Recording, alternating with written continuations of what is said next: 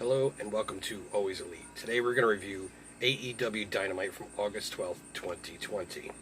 Now it is Tag Team Appreciation Night, hosted by FTR. Also note that Dynamite is not on Wednesday next week, it is on Saturday because of the NBA playoffs. Starts off right away with Dark Order attacking the Young Bucks on the ramp. It's the Dark Order's Stu Grayson and Evil Uno versus Nick and Matt Jackson. Dark Order is on top for most of this match. I mean, this match was great on both sides.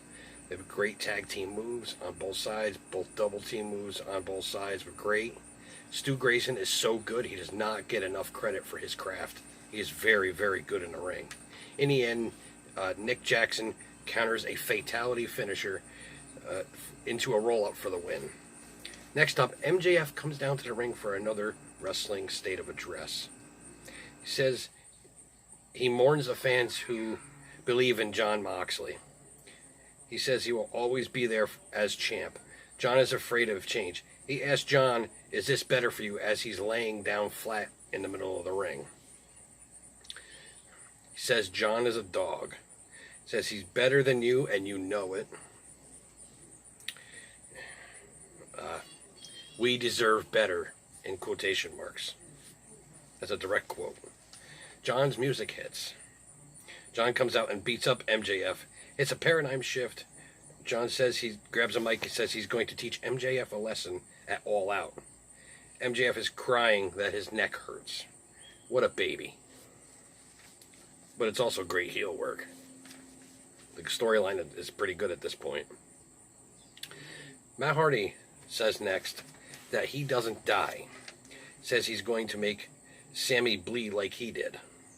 Calls Sammy an ant and he needs to be squashed.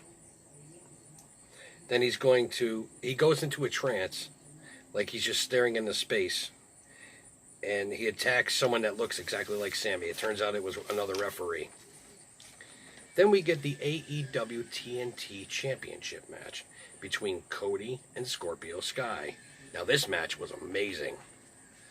This was a great match. Cody unveils the new TNT title. It is now finished. Also note that he was introduced as the Prince of Wrestling.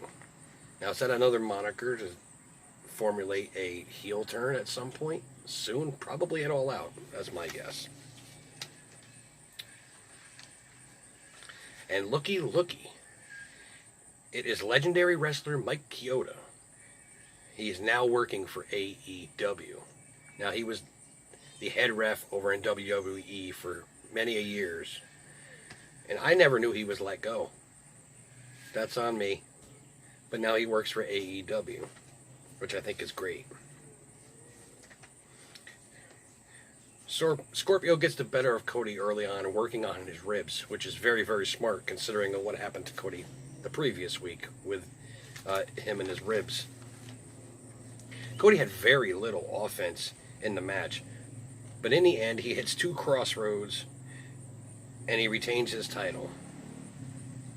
Right after that, Brody Lee gets on the Tron and says in 10 days' time he's going to beat respect out of Cody and take his title.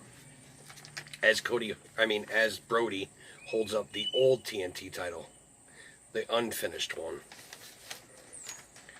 Right after that, we get the AEW Tag Team Championship match between Jurassic Express, Jungle Boy, and Lucha Soros versus Hangman Paige and Kenny Omega. Early on, Jungle Boy out-wrestles Kenny Omega, which makes him mad.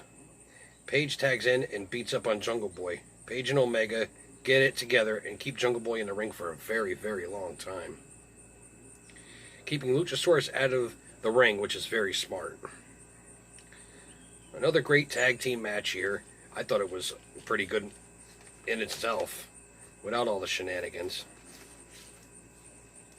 Paige and Omega hit the last call and retain their title.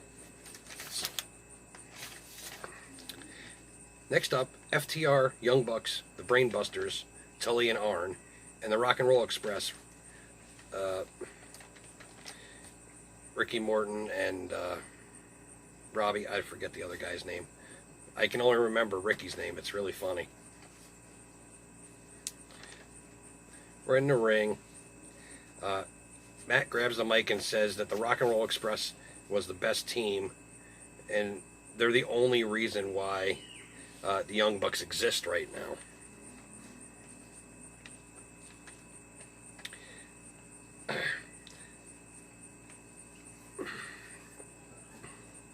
FTR says the Brain Bust were the best because of them. FTR gets to do what they do and do it well. Rock and Roll Express says the Young Bucks are this generation's top tag team. Pretty much Arn Anderson says the same thing, except that FTR is better somehow. Then Tully grabs the mic and he just goes total ham on everybody. He just goes off the wall.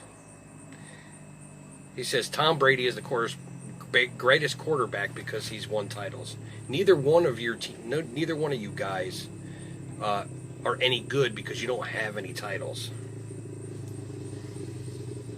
Ricky slugs Tully at that point. They have to be broken up.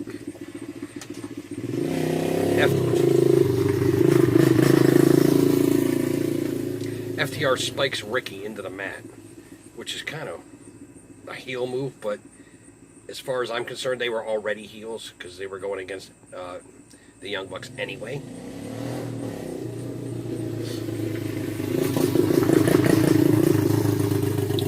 Then in the back, Jericho is back there with Mike CHIOTA and says they go way back.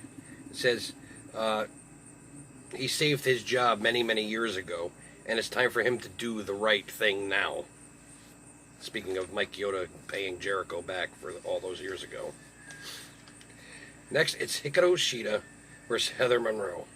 Fast start for Heather, jumping Shita right at the bell, which pisses Shita off, and she finishes Heather off within 2 minutes with the stretch muffler. Then Jake says you can own anyone if you really want to, as Lance Archer is beating up someone in the background. I think that's kind of hilarious. Then it's the main event. It's the $7,000 obligation match. Chris Jericho versus Orange Cassidy. Orange isn't playing tonight. Just punches Jericho relentlessly, just over and over and over again. Orange is just dominating Jericho early, and throughout the break, Jericho regains control when Orange takes too long on a Superman punch. Jericho locks in the walls of Jericho, but Orange turns it into a pin attempt. Orange immediately turns it into an ankle lock, which is something we haven't seen from him before. Best friends and Proud and Powerful fight on the ramp, and behind the ref's back, Jake Hager slams Orange. Jericho gets a 2 count.